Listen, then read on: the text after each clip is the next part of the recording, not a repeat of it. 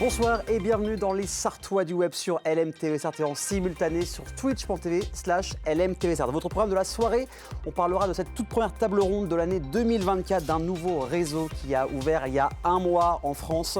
C'est Threads, je ne sais pas comment ça se prononce, c'est pas fait pour nous les Français. Bref, on va en parler pendant 25 minutes avec mes invités. Threads appartient au groupe Meta, Facebook, Instagram par exemple. Il y aura Priscilla, Emeline, Lucas et Annabelle pour m'accompagner. Et ensuite, on parlera d'une nouvelle stagiaire ou alternance de la semaine. Elle s'appelle Julie et elle cherche un stage de 2 mois à partir du 11 avril en communication. Et on fera aussi le tour du monde en seulement 12 minutes avec 4 baroudeuses qui l'ont fait elles pendant plusieurs mois. On va revenir sur leurs expériences, leurs rencontres, leurs souvenirs, comment elles ont préparé tout ça. Et la finale de cette émission, c'est la Brigade du Web avec Manon. Voilà, maintenant c'est parti pour cette nouvelle table ronde.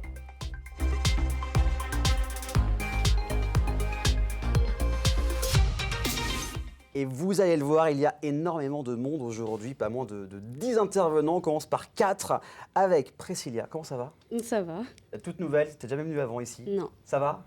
Stressé, mais ça va. C'est normal, c'est le début. En tout cas, ils sont très sympas autour de la table. Oui. Ensuite, on a Lucas qui commence à voir sa petite carte de membre ici. Ça va Lucas? Ça va et toi? Ça va très très bien. Donc je rappelle, toi, tu es le co-fondateur de l'application Meetco pour faire des rencontres entrepreneurs, participer à des masterclass, rencontrer vraiment, élargir son réseau quand on est entrepreneur. D'ailleurs, Afterwork, c'est de temps en temps qui se fait. Exactement. Voilà. Annabelle, pareil. Ça va? Oui, toujours. Toujours. Donc la spécialiste des réseaux sociaux. Oui. Mais Threads, t'étais au début, quand j'en ai parlé, t'es pas trop sur quel pied danser. Je t'ai dit oui, mais par contre, je serai moins enthousiaste que d'habitude. Et bon, on va en parler juste après. Et Emeline, comment tu vas? Eh bien, ça va, j'ai l'impression de revenir. L'année dernière, tu étais chroniqueuse Ouais, ici, voilà, c'est ça. pour la 3e saison. Donc, Threads, c'est un clone de anciennement Twitter, de X, beaucoup sur les mots, sur les phrases, beaucoup moins sur l'image. C'est arrivé en France il y a un petit mois, mi-décembre 2023. On peut dire que c'est un clone de Twitter, simplement, c'est la même chose au final. C'est presque un clone de Twitter. Il est en cours de développement, donc il manque encore des petites options. Mais oui, on va vers un clone de Twitter. Et votre ressenti pour l'instant, Emeline, sur ce réseau social, après un mois d'utilisation, t'en penses quoi? Eh ben, moi, j'aime bien. Je ne suis pas du tout une adepte de Twitter. J'aimais pas Twitter parce que, et j'aime toujours pas d'ailleurs, parce que je trouve que c'est trop agressif. C'est un peu la haine, hein, J'aime bien le côté un peu bisounours, moi, donc là pour le coup, non, c'était trop facile, donc j'aime pas ça. Et là, en fait, quand j'ai téléchargé pour tester, donc comme presque pas tout le monde, mais en tout cas pas mal de monde, ben, j'ai bien aimé cette bienveillance un petit peu environnante où les gens se suivaient, les gens se motivaient, s'apportaient des choses plutôt positives, donc j'ai apprécié. Et oui, à l'usage, c'est plutôt sympa. Après, on n'est pas encore... je pense que ce qui est cool, en fait, avec cette appli, c'est qu'il y a tout à faire. Oui. On a l'impression que les compteurs sont un peu remis à zéro. C'est ça. Donc, et puis, on a les règles, en fait. Autant sur Twitter, on a évolué beaucoup avec. Ça a beaucoup évolué en quelques années. Autant là, on a les règles de Twitter. On sait ce qu'il faut faire et pas faire d'une certaine manière et on peut y aller. Après, l'algorithme, c'est particulier. On en parlera un peu plus tard de l'algorithme, on parlera aussi un peu plus des chiffres, on va continuer sur le tour de table. Alors Priscilla, toi, c'est plus en tant qu'utilisatrice grand public. C'est ça.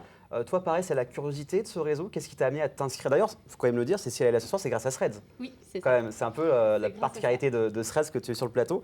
Toi, ton ressenti et cette curiosité de l'utiliser, ce réseau? Eh ben, je rejoins beaucoup ce qu'elle disait, c'est qu'au début, c'était vraiment dans la bienveillance max. En fait, c'était justement le but de faire le contraire de Twitter. Ouais. Et pour l'instant, je trouve que c'est toujours le cas. Donc Ouais. moi, ça me va très bien. Les gens se soutiennent. Dès qu'il y a des haters, comme on dit, on va les bloquer. On va se défendre entre nous. Non, moi, j'aime beaucoup. J'ai eu un problème pour l'instant. Non, pas personnellement. Et bon, on croise les doigts pour que ça continue. Hein. Ouais. Lucas, toi, plus en termes professionnels, j'imagine, ce réseau, toi, comment tu l'as abordé et quel est ton ressenti après un mois d'utilisation? Alors, comment j'ai abordé un peu comme tout le monde, Ouais. au pif. Ouais. C'est-à-dire Ça vient de que sortir, on va voir. Ça vient de sortir, il y a un peu la hype, le FOMO aussi, de se dire en tant que pro, il faut quand même que je sois présent dessus. Bien sûr. On ne sait jamais s'il y a une opportunité qui se débloque. D'ailleurs, c'est le cas, je sais, pour certaines personnes qui ont déjà signé des contrats avec. D'accord. Après, effectivement, comme c'est récent, il n'y a pas vraiment de règles encore établies, on ne sait pas trop ce qu'il faut faire.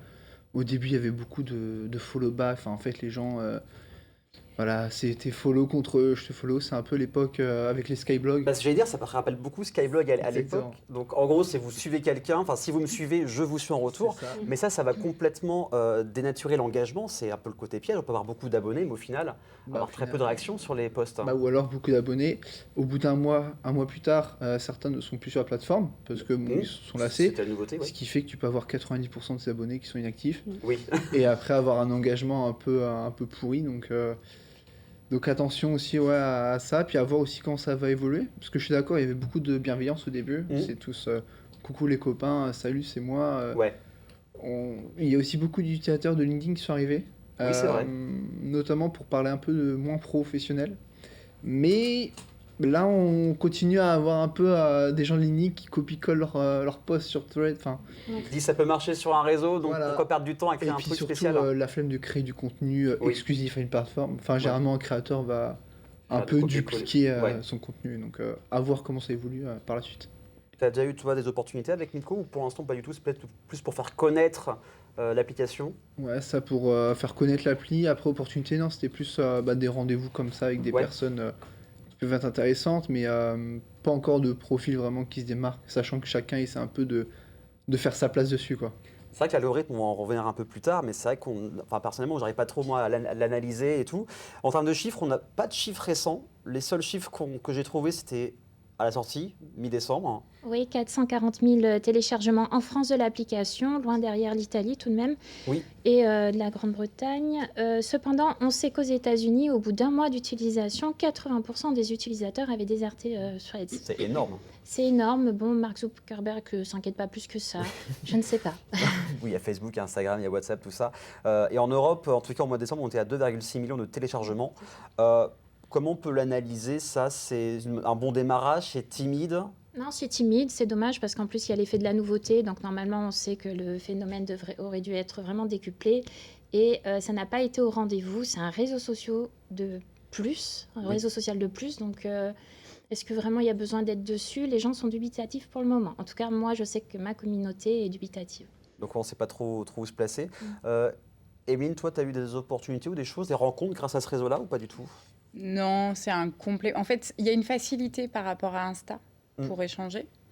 Il y a une instantanéité qu'on a moins sur Insta parce qu'on travaille de plus en plus son contenu pour que le feed soit propre. Enfin, on utilise beaucoup de mots anglais. Les téléspectateurs vont faire une crise. Mais en clair, oui, c'est vrai qu'on fait attention à ce que notre Instagram, le réseau, soit le plus joli, le plus harmonieux possible. Oui. Alors que sur ce réseau-là, c'est vrai qu'on met les choses... Enfin, il n'y a qu'à parcourir pour voir qu'on a l'impression de se retrouver au début de Facebook aussi. Où j'ai mangé une pomme, elle était vraiment bonne. Je sors du sport. Super, génial. Oh là là, on est vraiment content. Je travaille très beau aujourd'hui, je me suis pris en photo. Et puis, il y a aussi le fait, moi, ce qui m'embête dans tout l'univers Facebook, Insta et Threads, du coup, c'est les certifications payantes.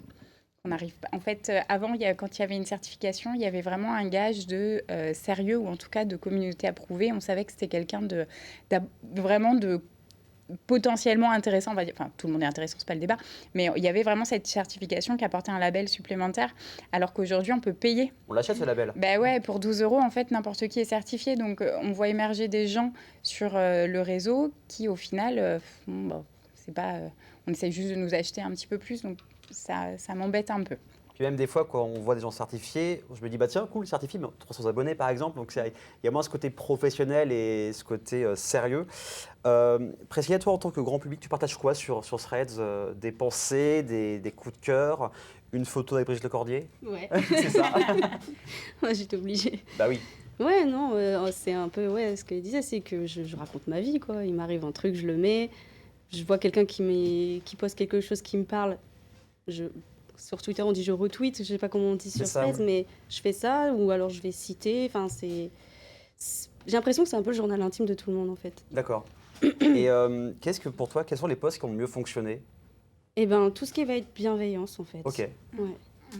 Il y a à côté... Non, moi, au contraire, j'ai vu des gens justement être dans la provoque la plus totale en répétant en majuscules sur des longs pavés des choses ignobles. Je les ai vus aussi. Et donc là, en fait, forcément, ça engage les gens répondent, les gens défendent, etc. Et donc là, c'est des gens qui montent. Là, oui, donc là, on retrouve les travers, en tout cas ce que j'appréciais pas sur Twitter, on le retrouve sur ce réseau-là. Tous ces comptes-là, je les ai bloqués, donc je les vois plus. C'est peut-être pour ça que j'ai l'impression que c'est mignon, du coup. Tu t'es fait une propre bulle, peut-être finalement, de protection que de bienveillance. Quelqu'un de malveillant, même juste une phrase, allez, c'est bon, ça part. J'ai pas envie de faire ça, d'avoir ça sur ce réseau.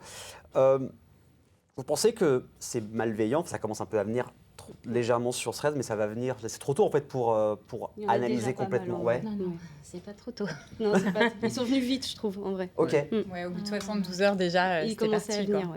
Puisqu'on sait que le contenu malveillant est celui qui va le plus performer, ça a été largement analysé, notamment dans des études de sémiologie.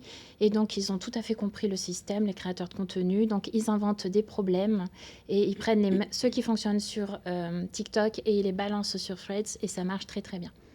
C'est vrai que des fois, on peut avoir même ce qu'on appelle les dramas, des problèmes, mais vraiment pourris, même sur Twitter et X. Moi, je me rappelle, j'avais vu quelqu'un qui a fait un drama juste parce que la pizza était moche. Était mal faite. Ou que c'était une pizza à l'ananas. Non, même pas.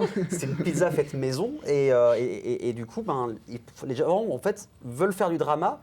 Aussi, la recherche du buzz, toujours, encore une fois, c'est le gros problème. C'est pour les likes. Ouais, c'est quand même le gros problème d'aujourd'hui. C'est le contenu qui marche le mieux. Enfin, la télé-réalité, c'est un biais psychologique. La télé-réalité, ce qui nous excitait à l'époque, c'est les dramas. Les disputes. Là, c'est exactement pareil, sauf qu'au lieu de regarder ta télé, tu regardes ton fil d'actu.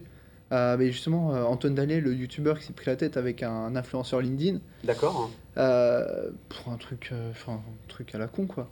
Mais justement, ça marche bien parce que d'un côté, c'est ça qui crée l'engagement. Donc, une fois qu'on est un peu entre guillemets clivant ou qu'on va tacler quelqu'un, on va voir que ça marche, que ce soit positif ou négatif pour nous.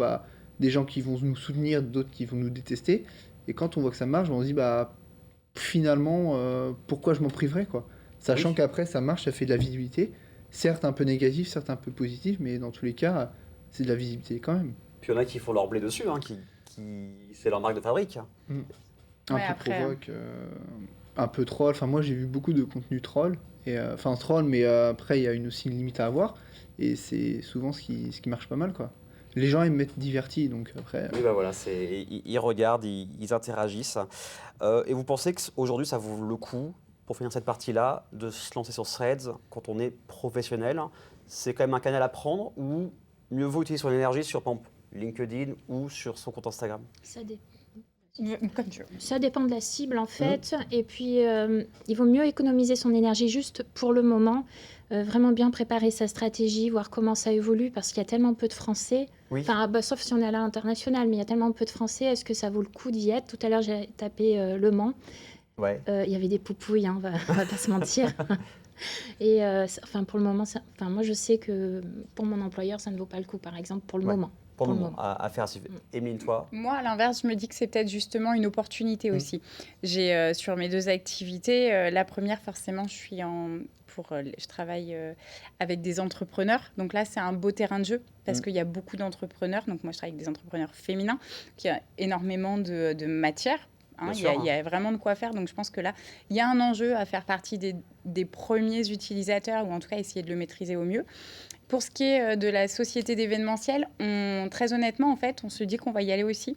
On s'est laissé un petit peu de temps pour y réfléchir et, comme le disait, effectivement, d'essayer d'établir une stratégie un peu cohérente avec l'ensemble de nos réseaux. Et d'un autre côté, il y a eu le métaverse aussi, qui a été lancé il y a quelques temps, où on a eu un peu ce même effet de on y va pas, on sait pas. Ça faisait aussi des investissements qui étaient assez lourds. Là, c'est une possibilité à investissement zéro ou presque. Oui, c'est clair. Donc, c'est bien aussi peut-être d'avoir, au moins de bénéficier de l'ancienneté. Je ne dis pas de poster H24 tout ce qui nous passe, mais ça peut être l'occasion aussi de faire partie des pionniers d'une application qui en tout cas, c'est une possibilité. Peut-être que ça prendra, peut-être que ça prendra pas, mais au moins si ça prend, on aura été là depuis le début. Ouais, on essaye. Mais il ne faut pas se cramer par contre, évidemment. Oui, il faut avoir une stratégie. On ne va pas faire de contenu malveillant pour faire du buzz. Typiquement, c'est pas notre... faut rester, quoi qu'il en soit, peu importe le réseau, il faut rester cohérent avec ses valeurs. Ce serait fichu, donc en tout cas, voilà, pour ce réseau-là. On continue d'en parler dans quelques instants, on parlera de l'algorithme, comment on peut apprivoiser ce réseau, mais ça c'est juste après la pub, alors à tout de suite.